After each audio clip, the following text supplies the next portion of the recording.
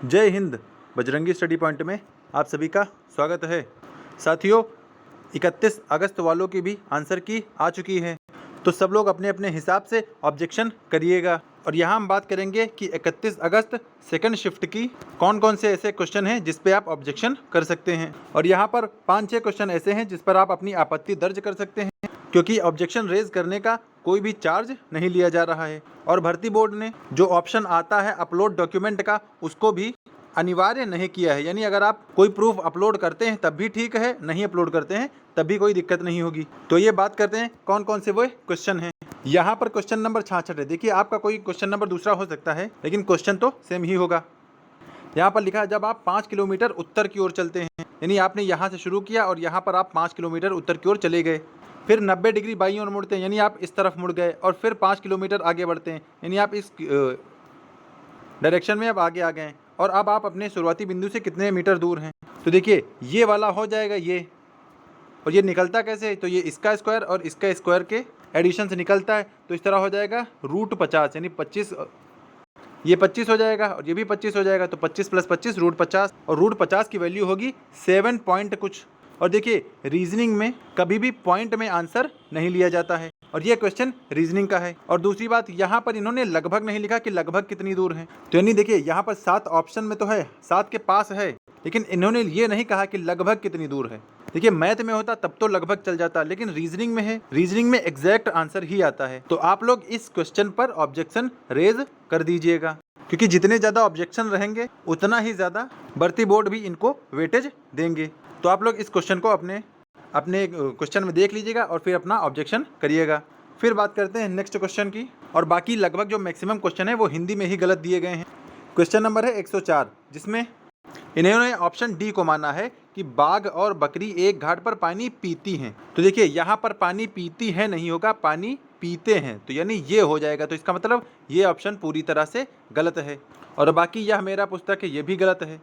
और श्री कृष्ण के अनेकों नाम है, ये भी गलत है। तो जो सही आंसर इसमें होगा वह ए होगा, बंदूक एक उपयोगी शस्त्र है।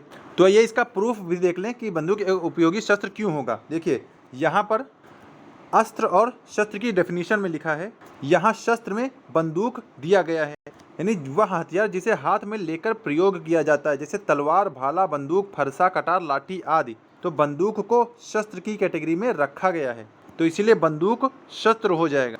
और इसीलिए ये जो क्वेश्चन है हमारा कि बंदूक एक उपयोगी शस्त्र है, ये बिल्कुल राइट हो जाएगा, ऑप्शन ए। और यहाँ पर ये बकरी और बाघ और बकरी एक घाट पर पानी पीते हैं, बहुत सारे एग्जाम में पीते ही हैं माना गया है। तो आप इस क्वेश्चन पे भी ऑब्जेक्शन रेज कर सकते हैं, और इसमें आपको कोई डॉक्यूमेंट अपलोड करने की ज़रूरत नहीं है। अगर है तब भी ठीक है, और नहीं है तब भी कोई इशू नहीं होगा। फिर आइए आगे बढ़ते हैं अपने अगले क्वेश्चन पर। यहाँ पर जो 109 क्वेश्चन है, इस पे तो लगभग सभी लोग ऑब्जेक्शन करेंगे कि निम्नलिखित में से कौन सा शब्द स्त्रीलिंग और पुल्लिंग दोनों है। यहाँ पर इन्होंने ऑप्शन डी यानी वार दिया है, और वार सिर्फ पुल्लिंग में होता है, जैसे वार किया जाता है या उन्होंने वार किया, तो वार तो सिर्फ पुल्लिंग है। जो ऑप्शन होगा हमारा वो होगा हार, क्योंकि देखिए, एक तो होता है हार यानी पराजय, तो हार हुई ये हो गया स्त्रीलिंग। और एक दूसरा हार होता है जो गले में माला पहना जाता है, तो उसके लिए हम लोग कह देंगे कि अच्छा हार, या उन्होंने हार पहना है। तो हार हुई ये तो स्त्रीलिंग है, और हार पहना है ये पुल्लिंग हो जाएगा। तो इस तरह हार जो है स्त्रीलिंग और पुल्लिंग शब्द दोनों हो जाएंगे, और वार यहाँ पर आंसर गलत हो जाएगा। तो आपको इसको भी ऑब्जेक्शन करना है। फिर नेक्स्ट क्वेश्चन की बात कर लें। 113वां क्वेश्चन है, हस्ती शब्द का समभिन्नार्थक शब्द क्या होगा। देखिए, हस्ती मतलब इन्होंने माना है बी, अस्तित्व को। जैसे कहते हैं मैं तुम्हारी हस्ती मिटा दूंगा, यानी अस्तित्व, तो अस्तित्व को ही खत्म कर देंगे, तो अस्तित्व इन्होंने सही माना। लेकिन यहाँ पर हाथी भी ऑप्शन में दिया गया है, तो जिन्होंने हाथी लगाया है वो इसको रेज कर देंगे, क्योंकि हस्ती का मतलब अस्तित्व भी होता है और हाथी भी होता है, यानी इसके 2 आंसर होंगे, बी और सी दोनों। और यहाँ पर हम इसका प्रूफ भी देख लें। ये देखिए, यहाँ पर हाथी लिखा है, हाथी में हस्ती इसका पर्यायवाची दिया गया है, और गज, करी ये सब दिया गया है, यानी हस्ती में हाथी होता है और अस्तित्व भी सही है, यानी यहाँ पर दोनों आंसर सही हैं। तो आप इसको भी ऑब्जेक्शन में करिएगा, क्योंकि जैसे 2 ऑप्शन है तो हम कौन सा लगाएं जो सबसे उचित हो। तो भाई, जब दोनों ऑप्शन सही हैं तो इसका मतलब दोनों ऑप्शन पे नंबर मिलना चाहिए। तो इस पे आप सभी लोग ऑब्जेक्शन करिएगा। फिर आइए बात कर लें अपने अगले क्वेश्चन की। ये इसमें मैथ में एक थोड़ा गलत है, जिसमें इन्होंने ऑप्शन गलत माना है। 2 संख्याओं का अनुपात 1:2 है, दोनों संख्याओं में से 21 जोड़ा जाता है तो 5 और 7 का रेशियो हो जाता है। तो इन संख्याओं को ज्ञात कीजिए। इन्होंने बी ऑप्शन को माना है। बी का मतलब 7 और 14, और जो असल में ऑप्शन होगा वो 14 और 28 होगा, यानी ऑप्शन ए।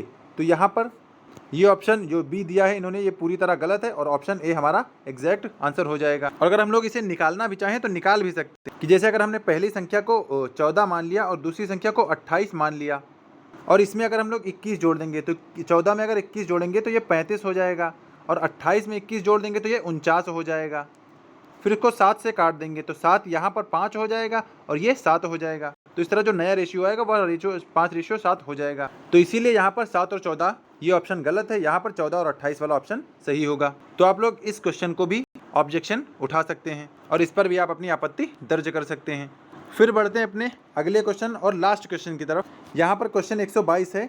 ये काल से पूछा गया है कि देखा गया हो क्रिया के किस पक्ष का उदाहरण है, और इन्होंने ऑप्शन सी को माना है, यानी संभाव्य भूत। और आपको मैं बता दूं कि संभाव्य भूत नाम का काल में कोई उदाहरण ही नहीं है, यानी संभाव्य भूत नाम का काल का कोई टाइप ही नहीं, कोई प्रकार ही नहीं है। तो ये भी ऑप्शन पूरी तरह गलत हो जाएगा। और यहाँ पर जो देखा गया हो, इन सारे ऑप्शन में से कोई ऑप्शन भी सही से मैच नहीं करता है, तो इसलिए आप इस पे पूरी तरह आपत्ति दर्ज करेंगे और हो सकता है इसमें सबको मार्किंग मिल जाए, या इस क्वेश्चन को गलत मान के जो भर्ती बोर्ड करना चाहे उसको कर सकता है। तो इस पर भी आप अपनी आपत्ति दर्ज करा सकते हैं, क्योंकि संभाव्य भूत नाम का कोई भी काल का टाइप ही नहीं होता है। आप चाहे गूगल कर लीजिएगा या हिंदी की बुक में आप देख लीजिएगा। मैं यहाँ स्क्रीनशॉट नहीं लाया हूँ, वरना मैं आपको दिखा देता कि भूतकाल के 6 भेद होते हैं, लेकिन उसमें संभाव्य भूत नहीं होता है। तो इन 6 क्वेश्चन पर आप अपनी आपत्ति दर्ज कर सकते हैं। आइए फिर से एक बार देख लें कौन सा क्वेश्चन है। देखिए, जिसमें √50 आ रहा है तो ना तो उसमें आंसर 7 होगा, क्योंकि लगभग इसमें नहीं दिया, तो आप इस पर भी आपत्ति अपनी दर्ज कराएंगे। फिर नेक्स्ट है बंदूक एक उपयोगी शस्त्र है, ये सही होगा, इस पर आप अपनी आपत्ति दर्ज कराएंगे। फिर नेक्स्ट है स्त्रीलिंग और पुल्लिंग वाला, तो ये हार होगा ना कि वार, तो आपको इस पर भी अपनी आपत्ति दर्ज करनी है।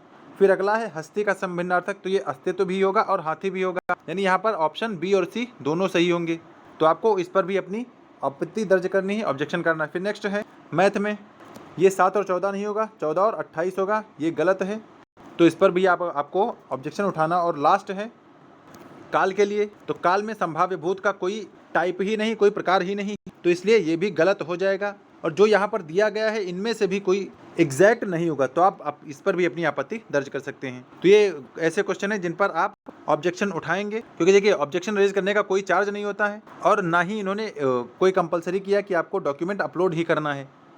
तो आप अपने हिसाब से ऑब्जेक्शन डाल दीजिए, और जो आपको लगता है, क्योंकि उसमें विकल्प आते हैं कि कौन कौन सा विकल्प हो सकता है, तो आप उसको अपने हिसाब से भर दीजिएगा।